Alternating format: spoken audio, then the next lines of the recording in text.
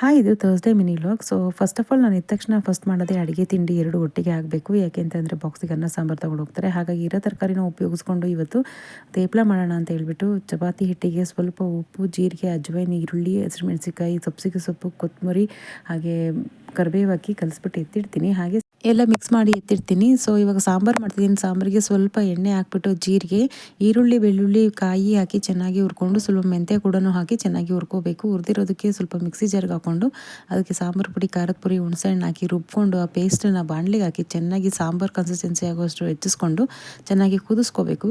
ರುಚಿಗೆ ತಕ್ಕಷ್ಟು ಉಪ್ಪು ಹಾಕಿ ಚೆನ್ನಾಗಿ ಕುದ್ಮೇಲೆ ಯಾವುದಾದ್ರೂ ಕಾಳು, ಕಡಲೆಕಾಳು ಆದರೂ ಹಾಕ್ಬೋದು. ನಾನಿಲ್ಲಿ ಬಿಳಿ ತಿಂಗುಳ್ಳಿ ಕಾಳು ಹಾಕಿದ್ದೀನಿ. ಫೈನಲಿ ಒಗ್ಗರಣೆ ಕೊಟ್ಟರೆ ಸಾಂಬಾರು ಕೂಡ ರೆಡಿ ಆಗುತ್ತೆ, ಅನ್ನ ಕೂಡ ರೆಡಿಯಾಗಿದೆ. ತೇಪ್ಲ ಕೂಡ ಕಲಿಸ್ಬಿಟ್ಟು ಎಣ್ಣೆ ತಟ್ಟೆ ಶೀಟ್ ಮೇಲೆ ತಟ್ಟಿ ಬೇಯಿಸಿದ್ರೆ ಇದನ್ನು ತುಪ್ಪ ಜೊತೆ ಸರ್ವ್ ಮಾಡ್ಬೋದು. ತುಂಬಾ ಚೆನ್ನಾಗಿರುತ್ತೆ, ಬೇಗ ಕ್ವಿಕ್ ಆಗುವಂಥ ಬ್ರೇಕ್ಫಾಸ್ಟು. ಸೊ ಇದಾಗಿತ್ತು ಇವತ್ತಿನ ನನ್ನ ಮಾರ್ನಿಂಗ್ ಮೀಲ್ ಪ್ರಿಪ್ರೇಷನ್.